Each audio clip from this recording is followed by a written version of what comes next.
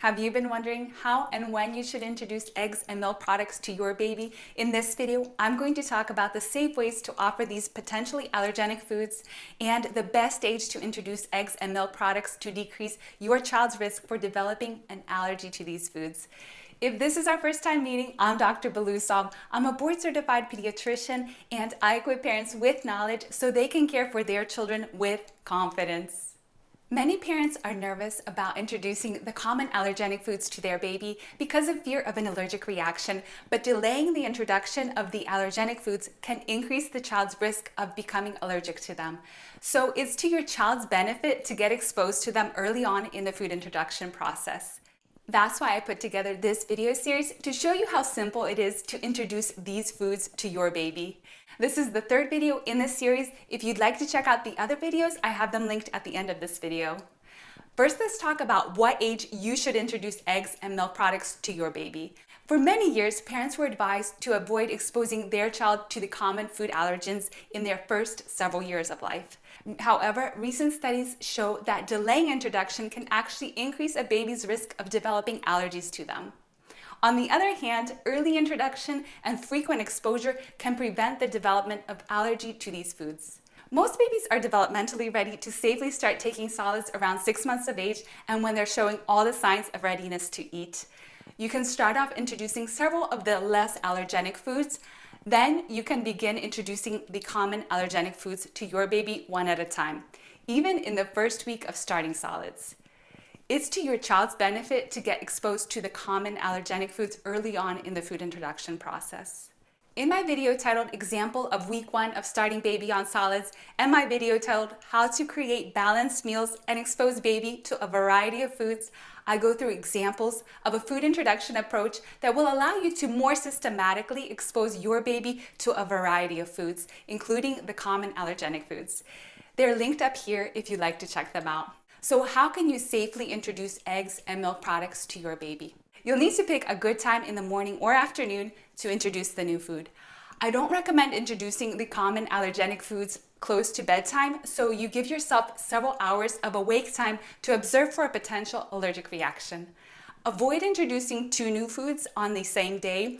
That way, if your child has an allergic reaction, there won't be any confusion surrounding which one was the cause.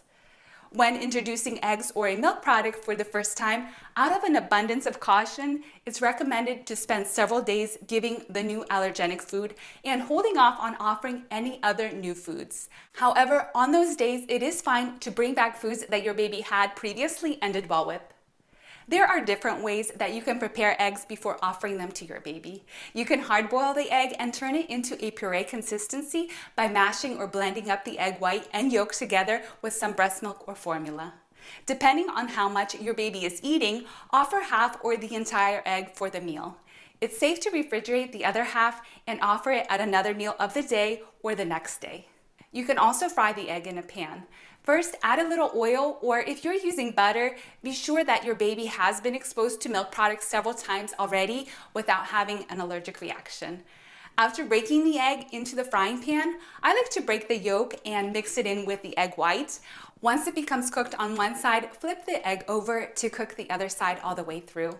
Likewise, you can offer half or the entire egg depending on how much your baby is eating. You can mash up the cooked egg into a puree consistency by adding some breast milk or formula to reach the desired consistency.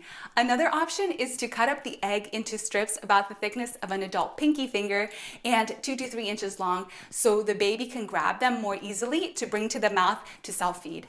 As your baby gets older, you can introduce baked products and other multi-ingredient foods that contain eggs in them to continue to expose your child to this allergenic food.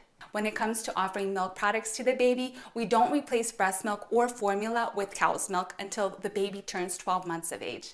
But introducing products like yogurt and cheese are great options to expose the baby to this potentially allergenic food. Since yogurt already comes in the consistency of a puree, that's the easy one to start with. I recommend giving full-fat plain cow's milk yogurt or full-fat plain Greek yogurt that's sold in the refrigerator, not the baby yogurt that's sold on the store shelves. As your baby masters taking solids, you can also offer foods like cottage cheese, ricotta cheese, or shredded pasteurized hard cheeses to expose the baby to other milk products. You may be wondering how much and how often you need to offer egg and milk products to your baby. At this time, there are no explicit recommended guidelines for the amount that a baby should take.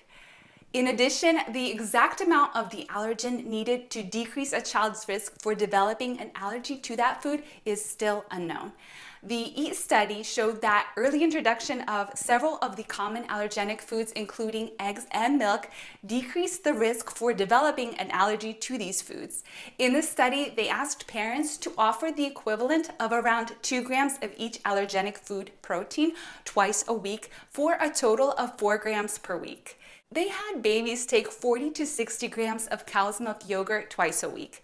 They also had babies take half of a hard-boiled egg 2 times a week for at least 5 weeks. Those amounts were effective in decreasing the risk for developing allergies to these foods. Children who are at higher risk for developing food allergies are those who have eczema and/or were diagnosed with an egg allergy or have a family history of allergic conditions. These babies especially were shown to benefit greatly from early introduction and frequent exposure to the allergenic foods in their diet as a strategy to potentially prevent them from developing food allergies. And even if your child doesn't have any risk factors for food allergies, delayed introduction can increase the risk of becoming allergic to these foods. Therefore, there's no benefit to delaying the introduction of the allergenic foods to your baby. In upcoming years, I believe we will have clear guidelines on exactly how many grams of the allergenic food to give and how many times a week. If we follow the amounts that were shown to be effective in the EAT study, you can aim for a target of giving around 2 grams of the allergenic food protein at least 2 times a week. You will be able to achieve this by offering at least half of a large egg 2 times a week, and for milk products, offer 40 to 60 grams of yogurt, cottage cheese, ricotta cheese, or a shredded pasteurized hard cheese at least 2 times a week. After repeated exposures and as your child masters taking solids, you can start preparing multi-ingredient meals containing eggs and milk products. Be sure to continue to expose your baby to the common allergenic foods on a weekly basis, since regular exposure is key to allergy prevention. And even if you aren't able to give as much as I'm recommending, your child stands to benefit from the consistency of being exposed to these allergenic foods in their diet.